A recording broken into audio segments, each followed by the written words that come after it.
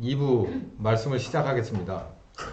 1부에 조금 제가 시간이 지체됐던 데가 이 악평을 분석하면서 이 민수기 13장에 나오는 저주받은 그 광야 1세대, 애굽에서의 마지막 세대, 그리고 광야 1세대에 대해서 이제 얘기를 했는데요. 요 얘기가 결국은 오후에도 조금 더 이어질 것 같습니다. 악평을 분석했죠. 이 사람들 하나님을 원래부터 믿지 않았다. 10가지 재앙을 다 보고도 사실은 믿지 않는 사람이다. 참 신기하잖아요. 그러니까 사람이 보는 거 가지고서 하나님을 믿는다고 듣는다고 해가지고 믿어지고 이거 아닌 거예요. 지금 예수님이 여기서 몸을 입고 다시 내가 승천한 그 모습으로 여기 있어라고 해도 예수님 안 믿을 거예요. 이게 하나님의 아들이고 이분이 하시는 말씀도 이렇게 그거 아니거든요. 믿음은 그런 식으로 나오지 않는다는 거예요. 믿음은 말씀을 들으면서 난다니까 이 들음이 이걸로 듣는 들음이 아니라 영으로서의 들음을 말하는 거거든요. 그래서 예수님이 십자가에 죽고 부활하셔서 우리에게 거듭나는 그 물꼬를 트신 거예요. 그리고 나서 영으로 가르쳐 주려고. 그러니까 우리가 이 영으로 배우고 가르친다는 얘기가 우리나라의 그 용어로서 아주 정말 잘 근접해 있는 풀이가 있어요. 그게 뭐냐면 철드는 거. 철드는 건 학교 다녀서 철들지 않습니다, 여러분. 절대 철들지 않아요. 철이라고 하는 그 철이 그러니까 이 쇳덩어리 이길 거가 아니잖아요. 사람이 사람으로서의 됨됨이를 이제 자발적으로 뭘 할 때 철든다고 하잖아요. 그거는 학교에서 공부하는 것에 비례하지 않아요. 뭐 그건 뭐 더 설명 안 드려도 아시겠죠. 그것처럼 영으로서 가르치고 배운다는 것도 바로 그런 거기 때문에 그거보다 훨씬 더한 거기 때문에 하나님은 그 방법을 선택하셔서 아들을 십자가에 주고 제물로 드려져서 우리를 구원하시는 기초로 삼으신 거예요. 원죄를 용서하고 우리를 다시 거듭날 수 있는 기회를 주셔서 근데 이 사람들은 애초에 믿지 않는 겁니다. 믿지 않는 세대예요. 보았다고 들었다고 절대 그거 증인될 수 없거든요. 그래서 이 사람들이 이제 이렇게 악평을 하고 뭐 결국은 안 믿었다. 그래서 여기 보면 결과적으로 이 감사가 우러날 수 없는 옛사람은 결국 뭘로 귀결되냐면 자기의 노예 근성을 따라서 막 이렇게 저렇게 해서 그 나름대로의 세력을 펼쳐서 파괴하고 해체하려는 본능이에요. 이거는 성경적으로 볼 때 하나님은 다시 세우시는 부수고서도 다시 세우시는 건데 이거는 파괴하고 해체해서 원래 원위치로 돌려보고자 하는 이거는 사탄적이고 마귀적인 계계죠.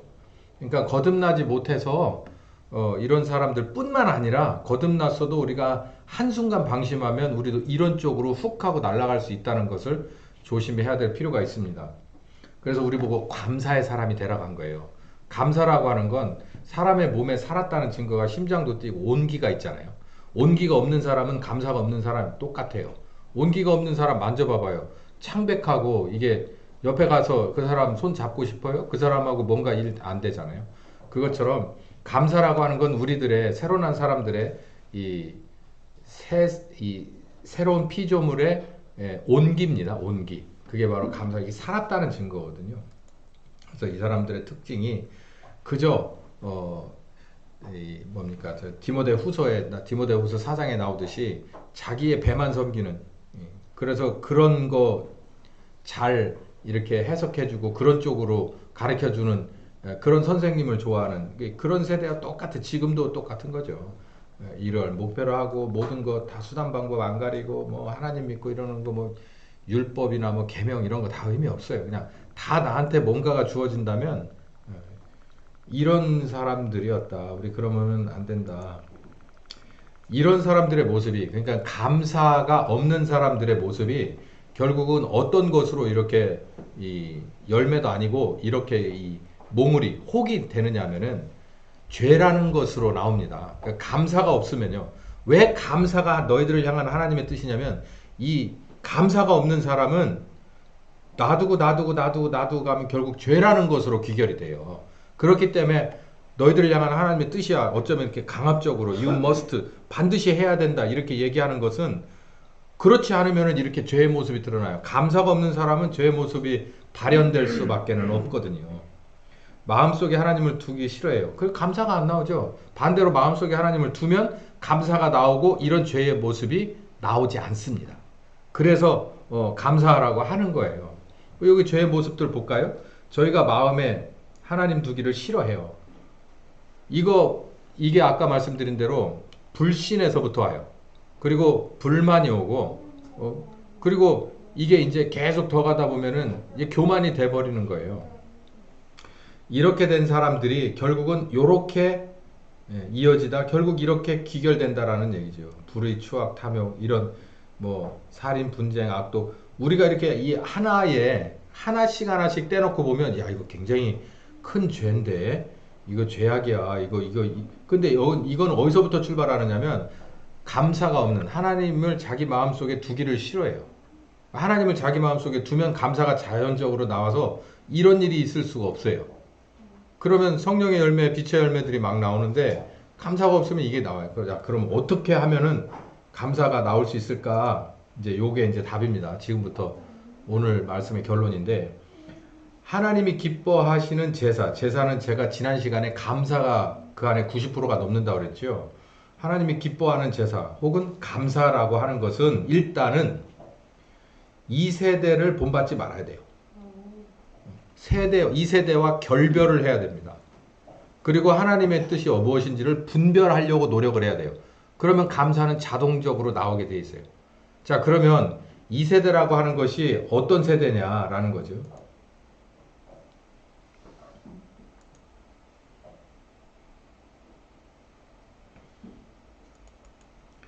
여기서 다시 2세대를 본받지 말고 하는 2세대는 바로 요런 사람들을 말하는 거예요. 민수기 13장에 노예 같은 사람, 노예의 품성을 가지고 있는 사람, 그게 개선되지 않는 사람이에요. 제가 요것도 여기에서 제가 다 말씀드려버렸지만 이게 민수기 13장의 시점이 아니라 2022년 지금 우리들의 시점으로 가만히 놓고 봐봐요. 예수 안 믿는 사람은 거듭나지 못해 뭐 그 말할 필요도 없는 그냥 논외고, 그렇지 않고 예수를 믿는 우리도 여러분에게 있어서 여러분이 스스로가 정직하게 한번 생각해 보세요. 하루 24시간을 놓고 아니면 내가 정직하게 나를 볼 때 내 인생의 목적이 뭐냐를 한번 생각을 해봐요. 그래서 나는 뭐 우리 가정 건강하고 뭐하고 하면은 그건 다 말할 것 없이 뭘로 가느냐면 그냥 개인주의예요. 개인 유익주의예요. 그냥 그거밖에 없는 거예요. 그냥 이거는 극명하게 나눠지는 게 하나님의 나라와 하나님의 뜻이 뭐 물론 그 안에 내가 잘 먹고 잘 입고 잘 사는 것도 들어있지만 그러나 그것만 내가 여기 나오는 대로 자기의 유익만을 딱 그걸 목적으로 한다. 그러면은 이렇게 생각할 수 있어요. 제가 이렇게 말하면 내가 잘 되는 게 하나님도 잘 되는 거 아닙니까? 그것도 틀린 얘기는 아니에요. 엄격히 말해서 그것도 하나님이 우리가 잘 되기를 바래요. 제가 지난 수요일 날 계속 시리즈가 들어가는 설교가 있잖아요. 하나님은 우리에게 복 주시려고 정말 저속한 영어로 환장하신 분이에요. 예. 어떻게든 복 주려고. 그러니까 그런 차원에서 내가 잘 되는 게 하나님도 그렇죠. 그것도 뭐 어느 정도 이렇게 맞는 말이기는 한데 우선순위가 어디 있냐는 거예요. 최우선 목표가 어디에 있냐라는 거죠. 내가 배고파요. 배고프다고 저기 구약 성경에 나오듯이 유브라데 하수에 목마르다고 하수를 먹으려고 유브라데 강가에 서 있는 것은 웬일이뇨? 라고 하는 구절이 있거든요. 그게 무슨 얘기냐면 유브라데라고 하는 것은 그냥 하수 종말 처리장 근처에 아주 이 더러운 물을 상징할 때 성경에 유브라데라고 해요. 혼탁한 이런 의미가 있거든요. 그러니까 아무리 네가 목말라서 죽을 상황이더라도 그 독극물을 먹으려고 거기에 서 있다는 게 말이 되냐 이 말이거든요. 이게 하나님의 선민은 아무리 목말라서 죽을 상황이 되더라도 그런 물은 마시지 않는다. 이런 게 그 안에 들어가 있는 거예요. 우리도 똑같거든요. 우리 유익을 구하는 거 구해야 돼요. 우리가 열심히 일하고 성실하게 일해서 우리가 점점 더 나아지는 거 하나님이 원하는 뜻이 맞습니다. 그러니까 그런 의미에서 틀렸다는 것은 아닌데 최우선 목표가 뭐에 있냐고. 최종적인 목표가 그거라고 한다면 이거는 본인만이 압니다. 나는 이것을 위해서는 뭐든지 갖다 바칠 수 있고 뭐든지 바꿀 수 있고 뭐든지 희생할 수 있어 라고 하는 그 목표가 뭐냔 말이에요. 하나님의 목표는 하나였어요. 우리들의 구원이에요. 하나님에게 당신의 목적이 무엇이요? 나는 인간 구원이요. 두 번째 물으니까 또 물으면 인간 구원이요. 세 번째 물으니까 또 인간 구원이요. 지금도 내 사랑하는 자들을 구원하는 거예요.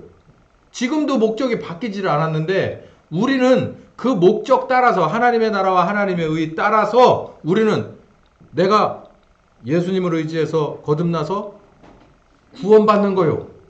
구원받는다라고 하는 말, 이게 일회성으로 이렇게 묶여있기 때문에 이런 얘기하면 혼돈스럽겠지만 구원이라고 하는 것은 하나님 거듭나는 데서 출발해서 하나님이 원하는 데까지 성령님 따라 가는 데 있습니다. 그 여정 가운데서 이루어지는 거예요. 그냥 어느 한순간에 이렇게 딱 만들어지는 게 아니라 그래서 이 여정 가운데 내가 가는 게 내 목적입니다. 그러면은 인생 확 달라져요. 그러니까 무엇을 내가 다 쏟아부을 수 있느냐? 내가 하나님께서 나를 구원하시려고 하는 그 성령님의 인도하심에 나는 무엇이든지 다 쏟아들 수 있다는 거예요. 이렇게 바뀌면 정상인데 거기에 하나님이 나를 구원하시는 거 안에 요렇게 살짝 구겨요. 거기에서 구원 안에 내가 잘 먹고 잘 입고 잘 사는 거가 들어있지 않습니까? 그렇게 하기 위해서 은밀하게 안 한 척하면서 불법과 타협하고 그러고 안 보이는 척하고 외면하고 있고 속에서는 계속해서 너 그러지 말라고 얘기하는데 그거 외면하고서 그냥 가만히 하고서 그냥 스스로 합리화하는 거예요. 뭐 다 그런 거 아니야? 이렇게 그 은밀한 곳에서 아니면 드러내놓고도 일어나는 일이 여기 가잖아요. 피와 구분도 없어요. 내게 유익을 구하는 데는 피와 구분이 없어요. 성경엔 이렇게까지 말합니다. 믿지 않는 사람하고는 멍에를 같이 매지 말라고 그랬어요. 믿지 않는 사람하고는 멍에를 매지 말라는 거예요. 제가 이렇게까지 강하게 말할 수는 없어요. 믿지 않는 사람하고 결혼도 하지 마라. 이렇게 말할 수는 없어요. 근데 이렇게 말하는 목사님들도 있어요. 근데 저는 하라고 해요. 감당해라 그 대신. 감당해봐라. 준비됐냐? 예, 그럼 해봐. 이 쉬운 일이 아니에요. 그러니까는 아예 멍에를 매지 말라고 얘기하잖아. 차라리 멍에를 안 매는 게 낫다고. 매고 나서 저까지 끌려 들어가는 것보다는. 성경이 이렇게 냉정해요. 그러고 나서 안 되면 뭐든지 다 남한테 핑계를 대요. 이게 2세대가 이렇단 말이에요. 2세대 중에서는 믿지 않는 사람 얘기하지 말고 믿는다고 하는 뭐 천주교 빼고 뭐 빼고 다 빼고 정말 우리 보수주의 신학을 쫓아간다고 하는 이른바 복음주의자들 안에서도 혹시 이런 거 아닌가를 고민해 봐야 돼요. 그건 뭐 가장 편하게 우리를 나를 놓고 봐야 되는 거죠. 내 인생의 목적이 어디 있나? 최종 목적이 어디 있나? 내가 그것을 위해서 어떤 것도 희생할 준비가 돼 있나? 잠시 돌아갈 준비가 돼 있나? 잠시 멈춰서 기다릴 수 있는 그런 용기와 인내가 있는가? 이런 걸 생각하는 거죠. 근데 이 세상은 그런 게 없어요. 이 세대는. 그냥 앞뒤 안 가리고 그냥 다 원하는 대로 일치월장에서 열심히 가는 걸 원해요. 그 모호한 진리, 그리고 낮아진 교회의 문턱, 싸구려 복음, 그것이 나에게 도움이 된다면, 너에게 도움이 된다면 그게 바로 내가 원하는 것이라서 그렇게 복음을 팔고 그런 싸구려 복음을 사서 부적처럼 달고 다니기도 해요. 그렇지 않습니다. 하나님의 기뻐하시고 온전하신 뜻이 분별하는, 이게 하나님이 원하시는 진정한 제사가 드리기 위한 요건이에요. 요건.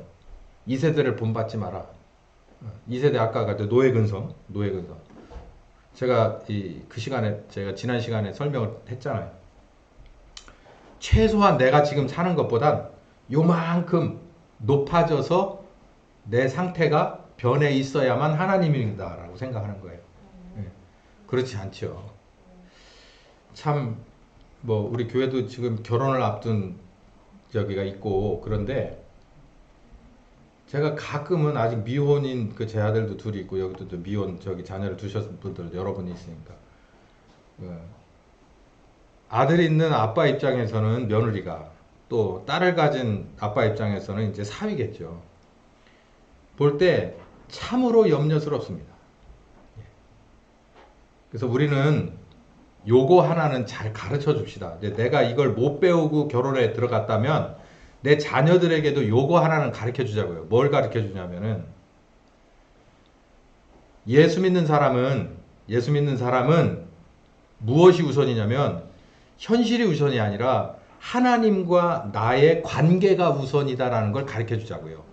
그러니까 우선순위를 가르쳐 줘요. 그러면 결혼이라는 것은 환경이 우선입니까? 부부간의 관계가 우선입니까? 사랑이 우선입니까? 대답을 우리 집사람만 하네. 이 문제인데? 아니, 부부 결혼은 환경이 문제예요? 두 사람의 사랑이 문제예요? 사랑이 문제죠. 이게 성경적이잖아요. 아담이 하와를 보고 하와가 아담을 보고 이 사람의 배우가 어떻게 됐나 이런 거 보지 않았어요. 그냥 하와를 보고 이거 내 없어진 뼈가 여기 나왔네? 이렇게 극찬을 아끼지 않았죠. 너무 그래가지고서 이제 범죄하는 데까지 쓸려 들어간 그 아담이 그 멍청한 짓인데, 예. 그게 이 사람이 어떤 직업을 가졌는지 이거는 그 뒤에 문제예요. 전 그렇게 봐요. 성경적이라는 건 그 두 사람의 진정한 관계가 문제고 그 나머지는요. 환경이 봄, 여름, 가을, 겨울 우리 살아보니 어떤 때는 봄이고 어떤 때는 여름이고 일치월장 겨울은 아닙니다. 처음부터 끝까지 봄도 여름도 아니에요. 가을도 아니고 심을 땐 심어야 되고 자라면 자라고 그러다 열매 맺을 때가 있고 그리고 사그라들 때가 있는 거예요. 그게 거꾸로 올 수도 있고요. 상태는 어떻게 따라 바뀔 수 있어요. 그런데 중요한 건 내가 이 사람과 어떤 관계냐, 내가 하나님과 어떤 관계냐가 중요한 거죠. 노예들은 어떻게 했다고요? 항상 무엇을 기준으로 봤어요? 에집트를 기준으로 봤단 말이에요. 그렇기 때문에 하나님을 야훼 하나님 구원자 하나님이면 최소한 에집트보다는 낫어야지 우리는 종으로 살았어도 2레벨 정도는 안 살았는데 라고 생각을 해요. 사람 대 사람이 만나 결혼을 해도 마찬가지예요. 내가 처녀 시절에 어느 직업에 있었어요. 내가 총각 시절에 어느 집에 있어. 우리 집은 어느 정도 수준에 살아요. 근데 이 사람하고 결혼하다 보니 결국 합쳐놓고 보니까 내가 더 질이 떨어졌네? 그럼 그때 가서 어쩌려고? 그때 가서 다시 심고 자라고 그리고 거두면 되지. 그렇게 하면 되지. 우리는 그렇게 할 수 있는 정치 체제예요. 그렇게 할 수 있는 경제 체제예요. 뭐가 문제입니까? 둘이 같이 해내면 되잖아. 아무것도 없어도 둘이 해내면 될 수 있잖아요. 이게 어디에다 중심을 두는 거냐면 이게 신자들은 성경에 중심을 두는 거예요. 이게 우선순위를 똑바로 아는 거예요. 이 세대를 본받지 않는 게 바로 그런 거예요.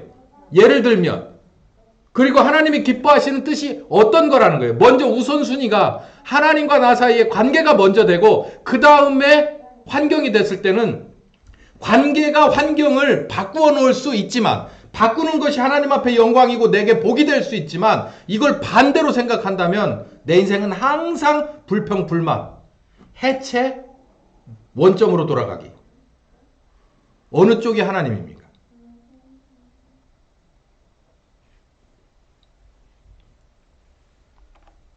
여기 바로 2세대 본받지 말라는 우리들의 속에서 우러날 수 있는 감사는 그거예요.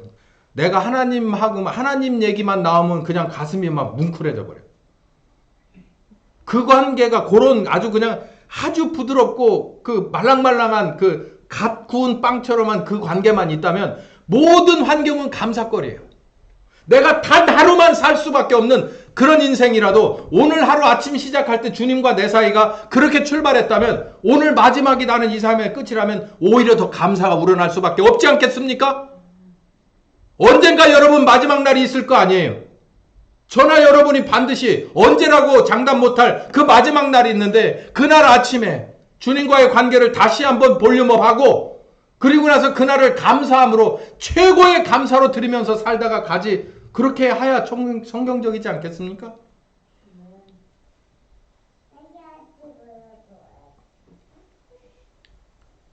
이 세대를 절대 본받지 마십시오. 이 세대에서 본받을 건 하나도 없어요. 우리는 물질 문명 되게 좋아합니다. 세탁기 없이 어떻게 살아? 뭐 없이 어떻게 살아? 우리 부모님들 없이도 잘 살았어요. 어떤 사람들은 둘이 할아버지, 할머니하고 할머니, 할아버지하고 무슨 관계? 왼수, 천생 왼수. 이런 분들은 세탁기가 있어도 평생 왼수고, 그렇지 않고 그냥 둘이 알콩달콩 해가면서 그렇게 애들 키워가면서 그냥 어려울 때 그렇게, 그런 분들은 세탁기가 없어도, 가스레인지가 없어도, 냉장고가 없었어도 천생연분이에요. 평생 왼수, 천생연분. 없으니 어떡할 거예요? 그냥 받아들이고 그 상황에서 천생연분을 키워가는 거예요. 그건 본인의 선택입니다. 이 물질 문명을 바라보고 이것에 의해서 내 상태가 결정되고 내 관계는 그 다음이다라고 생각하는 그 잘못된 세상을 여러분은 끊어버리십시오. 거부하십시오.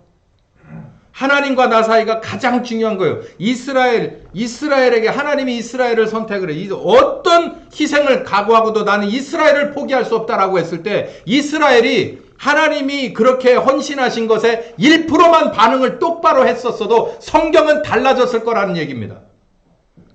이스라엘 사람들의 이 민수기 13장은 이미 지나갔어도 우리들의 역사는 지금도 진행 중이기 때문에 하나님이 여러분을 향해서 오늘도 투자하고 헌신하고 애쓰시는 것에 여러분 1%만 똑바로 반응을 한데도 우리의 삶은 확실하게 바뀌어질 것입니다. 감사가 저절로 우러나지 않을까요? 감사는 성령님께 좀 배우는 게 있습니다. 성령님도 이렇게 뭔가 이렇게 힌트를 주시거든요. 내가 감사를 알아채지 못하면, 능숙하지 못하면 감사한 것도 감사 잘 못해요. 그러면 성령께서 이렇게 그때 야 이거 진짜 감사한 일 아니냐 이렇게 가르쳐 주시는 때가 있어요. 빌립보 4장은 빌립보 감옥 속에서 빌립보 교회에게 감옥에서 빌립보 교회를 향해서 쓴 옥중서신 중에 하나입니다. 거기서 무슨 얘기를 하냐면 자족 얘기를 하는데요. 이게 요즘 애들 용어로는 자뻑이라고 그러죠. 자뻑. 그거 아닙니다. 여기 보면 내가 궁핍함으로 이렇게 자뻑하는 것이 아니야. 내 변명하는 것이 아니야 라고 분명히 말하고 있어요. 그러면서 이 감옥에 들어가 있는 바울이 이 빌립보 교회에게 여러 가지 것들을 아주 중요한 포인트를 줬는데 그 중에서 뭐라 그러냐면 요 얘기를 하고 싶은 거예요. 내가 능력 주시는 자 안에서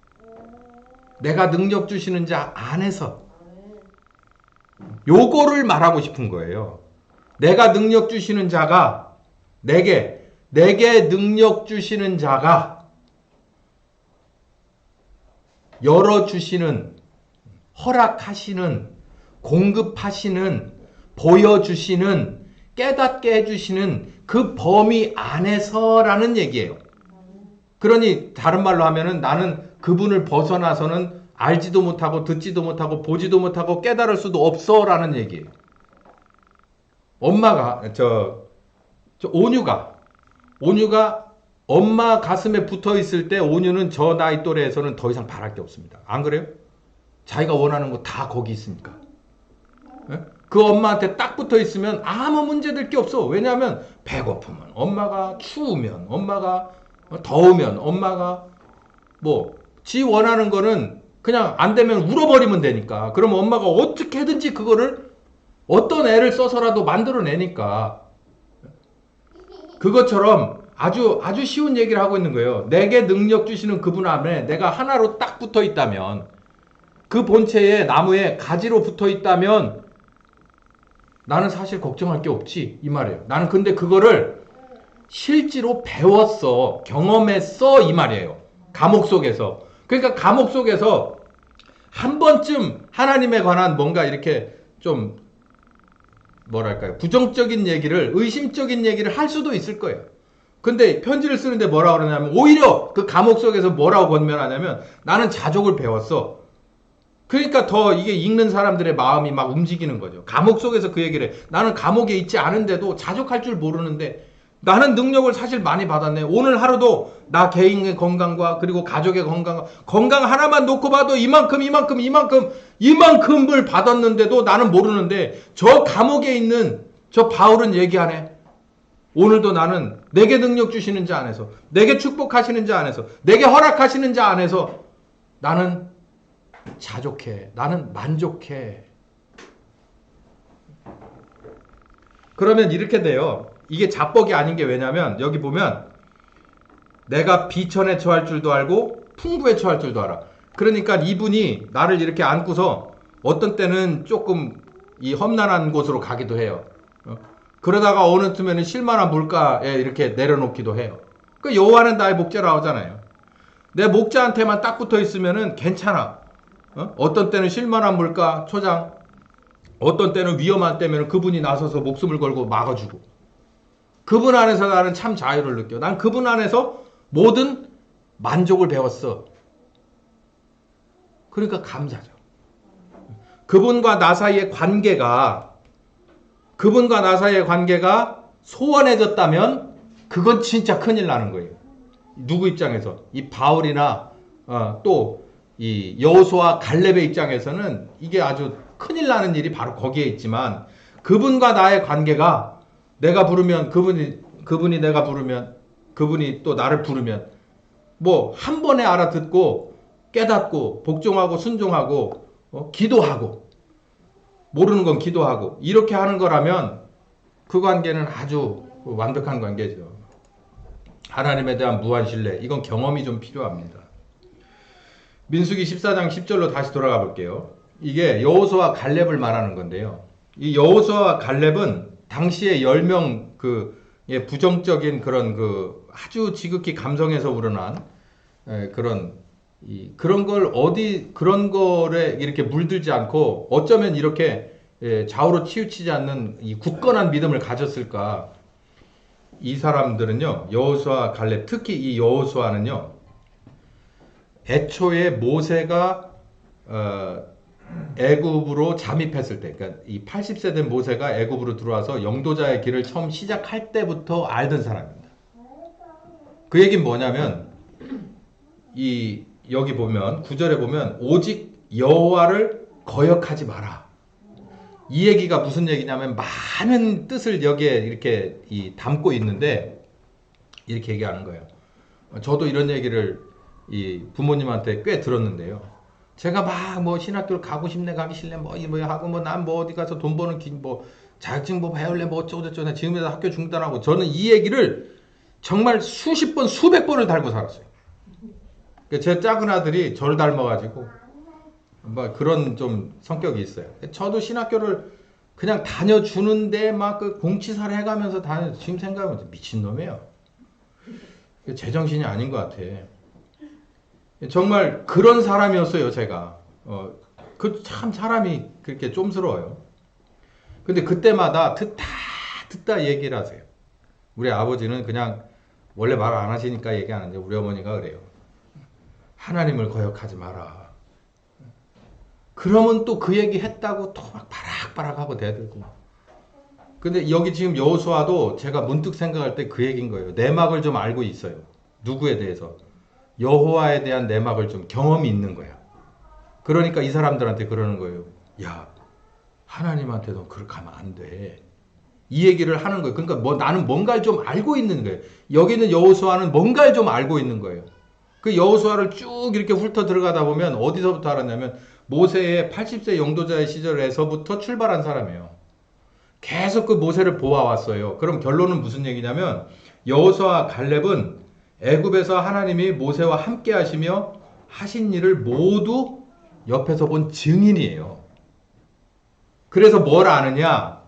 그들은 아브라함과 이스라엘에 대한 하나님과 모세의 무엇을요? 진심을 알고 있어요. 진심, 참진짜, 마음심자, 참 마음을, 참 의도를 알고 있어요. 그러니까 뭐라고 얘기하는 거예요? 이 말도 안 되는 소리하고 선동해가지고 백성들이 움직일 때 뭐라고 얘기하는 거예요? 여호와를 거역하면 안 된다. 이렇게 조용하게 얘기하고 자기는 그쪽에 절대 서지 않는 거죠. 이게 하나님에 대한 무한 신뢰인데, 이거는 경험에 비례합니다. 경험이 1% 있으면 99%는 흔들려요. 그런데 이 경험이 만약에 99% 있다면 그 사람은 거의 흔들리지 않아요. 비례하는 거예요.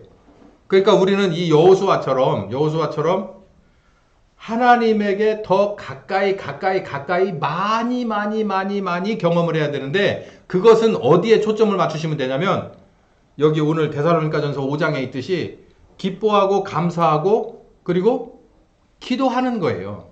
그런 삶의 패턴으로 계속, 그렇지 않은 나에서 그런 나로 자꾸 바꾸어 가는 거예요. 여러분이 의식적으로든 무의식적으로든 성령님에게 지시를 받은 걸 순종을 해서든 아니면 내가 율법적으로든 어찌됐든 이런 상황에서 무슨 감사가 나올 수 있을까? 감사를 찾아보는 거. 오직감 찬송도 있잖아. 너의 복을 세어보아라. 너의 복을 세어보아라. 너의 기쁨 네가 알리라. 그 복을 세어보는 거예요. 내가 이 상황에서 감사해야 될 거리가 뭐가 있을까를 생각을 해보는 거예요. 억지로라도 속에서 가르쳐 주실 때도 있어요. 많아요. 가르쳐 주실 때가. 정말 많아요. 정말. 볼 수 없는 것이 다 감사거리예요. 다 감사거리. 그냥 한 분 한 분 제가 막 여기서 이렇게 세워갖고 감사 쭉 한번 읊어볼까요? 여러분들이 상상할 수도 없는 감사거리가 여러분에겐 주렁주렁 맺혔는데 그거에 대해서 하나씩을 다 감사를 해야 돼요. 우리. 그러면은 감사하는 것만으로도 하루 종일 가고, 감사하고 나면 이게 진짜 내가 복을 내가 하지 않은 거에 대해서 복을 받았네. 근데 내가 감사하지 않았다가 몰랐다가 알아서 감사하게 되잖아요. 그러면 그 감사가 배가가 됩니다. 뭘로 배가가 되냐면 이미 왔던 다른 감사거리를 또 보게 돼요. 근데 신기하게 이제는 다 보지 않았을까라고 샅샅이 뒤져서 감사를 하잖아요. 그러면 또 있어요. 그 안에. 이게 신기한 거예요, 이게. 감사거리가 또 나오고 또 나옵니다. 이거는 여호수아가 모세라고 하는 사람에게 바짝 붙어서 모세가 섬기는 야훼 하나님을 배우고 경험하고 느꼈던 시간이, 그 횟수가 많기 때문에 이 사람은 10명이 아니라 백성들이 전체가 막 다 휘둘리고 막 그냥 다 물구나무를 서는 그런 상황에서도 이 사람은 절대로 움직일 수 없었던 거예요. 여러분 세상이 어떻게 돌아가더라도 여러분 휩쓸려 나가지 않을 자신 있어요? 여러분 스스로는 자신이 없습니다. 있다고 해도 그건 거짓말이에요. 저도 마찬가지예요. 그러나 여러분 안에 계시는 하나님이 여러분과의 관계를 정확하게, 내가 그분 안에, 그분이 내 안에 들어와 있으면 움직일 수가 없죠. 늘 감사거리가 생기는